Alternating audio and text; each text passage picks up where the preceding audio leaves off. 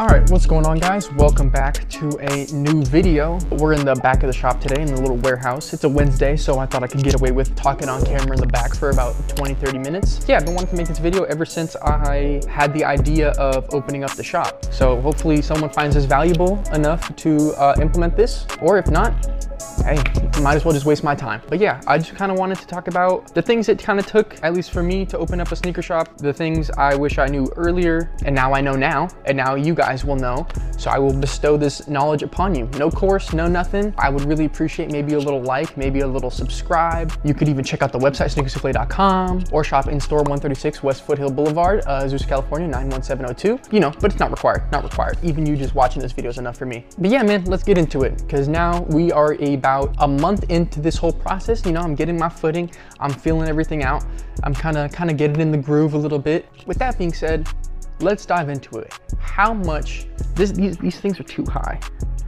How much did it cost for me to open up my shop? Let's get into it, because I just spent the last hour going through it. This is not going to be exact, nor will you have the same exact expenses I do. Similar, but everyone's gonna be different. So I'm just gonna kind of round everything. I'm not giving you the exact down to the penny of what I spent. I'm just giving you the rough estimate. So first thing you're gonna wanna lock down, solid location. Do your research.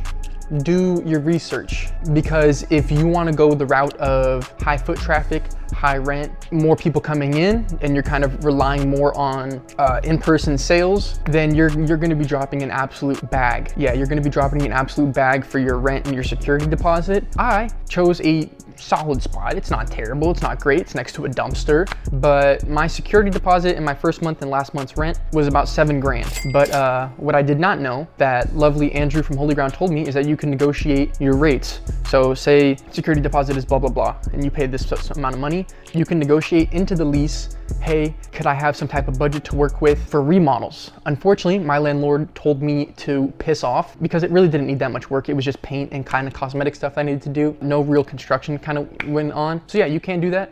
Definitely try to, because I tried. And try to get a couple months free, especially if the place has been vacant for a while, because not a lot of people are trying to go into business, at least in brick and mortar right now. So landlords will be kind of, you'll force their hand, because they really want someone to fill up their spaces. But yeah, definitely worth a shot. For that being said, I spent $7,000 on security deposit first month and last month's rent, which is pretty cheap. Next expense is going to be paint and supplies. Oh, also keep in mind, I paid $0 for labor. Me, my girlfriend, and Andrew, the Andrew that works here, not Holy Ground Andrew, we all did it. I didn't pay anything. I maybe paid for like lunches and maybe the occasional like Starbucks or something. But yeah, for my labor expenses was pretty much zero. We did everything ourselves. But yeah, I spent around $600 in paint supplies. That's like multiple 5-gallon buckets of paint, a shit ton of rollers, painting like the extending sticks. Definitely could have spent probably like closer to $1,000, and I would have saved myself a lot of labor that I didn't have to do, because I painted all of the ceiling, obviously not in the back here, because I don't really care what the back room looks like, but in the front, the roof was like this pink color, and I just was not a fan of that. So I hand rolled and hand painted everything white, and that took about a week and a half. It was an absolute bitch and a half. I would not wish that upon my worst enemy. So yeah, I probably could have bought a paint sprayer for like maybe $300 at like Harbor Freight or something. Also, Harbor Freight is going to be your best friend if you want to go the cheap route. They've got cheap shit. That's all I got to say on that. But yeah, paint and supplies cost me around $600. Next up, I spent about $200 on fixing up the concrete as best as I could. I have zero experience working with polishing and epoxying concrete, and I fucked up pretty bad.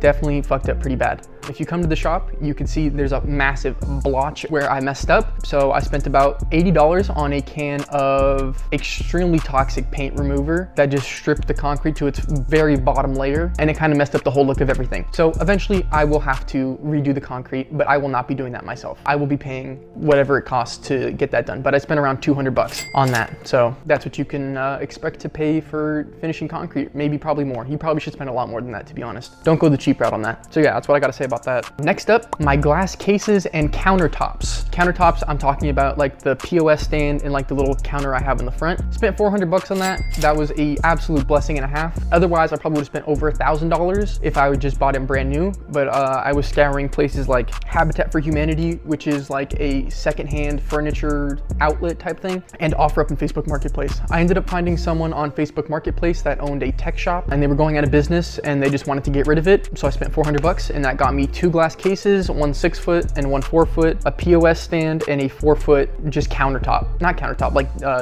counter stand, whatever it's called. That was $400, so that was an absolute steal. So yeah, definitely look at your secondhand marketplaces for those type of things. Another big one was the security gate. Probably the most important one. I wouldn't have even thought about putting anything inside the shop until that security gate went in. I also recommend locking down who you're gonna work with for the security gate prior to having like an opening date, because mine I was told it was gonna take 3 to 4 weeks. It ended up taking almost 2 months. So that set me back quite a bit. And I also should have started looking sooner. So yeah, it was also around the holidays, but definitely once you sign that lease, start looking for someone to get the gate in. I spent $6,000 on that. And that was just a regular sliding gate. The ones that you pull down and like they're completely metal, those will run you anywhere from like 10 to 20,000. So yeah, I did what I could on the security gate. I thought it's fine. It'll work. So yeah, that's what I spent on the security gate. That was a hefty purchase. Next up, security cameras. This was another nice chunk of change. It was about $1,000 and I got quoted another $1,000 to install them all. And I said, no, thank you. So I spent probably a weekend, maybe a couple more days, maybe like 4 days installing them all. The one that took the longest was definitely installing the outside one, because I had to drill through probably like 18 inches worth of concrete in the front, because the building is concrete in the front. So that was a pain, but yeah, got it done for probably like $150. I had to rent some tools from Home Depot to do it, but it got done. So that was about $1,000 for the camera and probably like another $150 worth of like renting tools and stuff. So definitely worth the sweat equity on that one. Next up, business license from the city. Everyone's gonna be different. I know some people paid $100, $200, $300. I paid $600.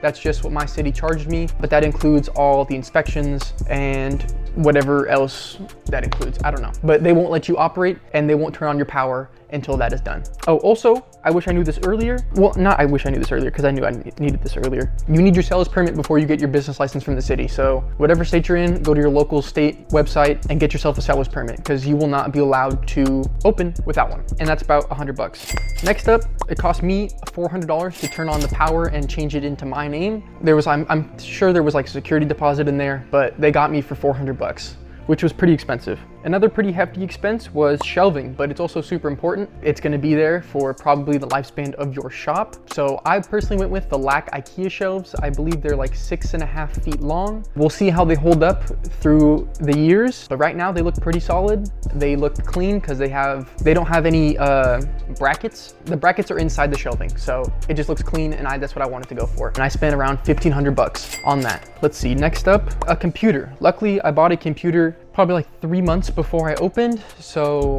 I didn't really have to worry about it too much, but the computer cost me around $800. I wouldn't say you need like the craziest computer. You just need something to run basic inventory management, look up StockX and stuff, emails, stuff like that, basic stuff. You don't need a crazy super computer, but $800 is what I spent on that. Next up, printers and scanners. So I have a receipt printer, a label printer, and then another label printer for like shipping labels. Oh, and a scanner, a wireless barcode scanner, not a wireless, just a barcode scanner. All that ran me around $600, but those are things that'll last for a really long time. So that's just a one cost type of thing, and you're good to go for definitely some years to come. Next up, you're going to need a system to process all of your inventory, make your sales, your website. Personally, I went through Lightspeed. That was recommended from me from multiple people, and I have no complaints so far. And if you guys want to use Lightspeed, please feel free, go check out the link. I think I get something from it. I'm not sure. So far, they've been super solid, super easy. They got 24/7 customer service. So I spent about $400 up front. That included the cash box, the tap to pay system,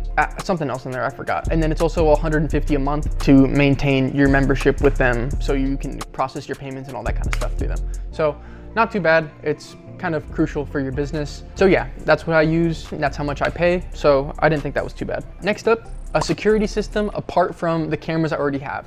You can go through, say, another party like Vivint or ADT to get all your cameras and your security system, but I was too cheap for that. So I decided to go separate camera system and separate security system, but I have one camera for the security system. So if ever the alarm gets triggered or something, the people can check that camera and see if they have to send out dispatch or whatever. So that costed me around $300. That included a door sensor, wall break sensor, or a glass break sensor, siren, multiple entry sensors, a camera, and like the base station. And for those curious, I'm using Simply Safe. So far so good. So yeah, no complaints with that. And it is $30 a month for their subscription and dispatch calling and all that kind of stuff. Next up, I bought a TV that was 350 bucks. And then I bought a mount for the TV to put it on the wall. And that was like another 50 bucks. So in total, I'm about 400 bucks in that. Next up, something I wasn't expecting to spend that much on, benches and clothing racks. Spent close to $500 on those just because I didn't want to cheap out on that. That's something that's going to be used for probably the lifespan of the shop in this spot. So yeah, they're all solid wood and they're all solid metal. So yeah, almost 500 bucks on those. Next up, desks and chairs. I have 2 tables in the back, actually 3, but I took that one from my room. And then 2 office chairs. I spent around 100 bucks for all of it, and I got them all from Habitat for Humanity. Absolutely plugged me on that one. Let's see, next up, light box. I use the light box to take all the pictures for the website. It's just a blank canvas. It's a pretty big one.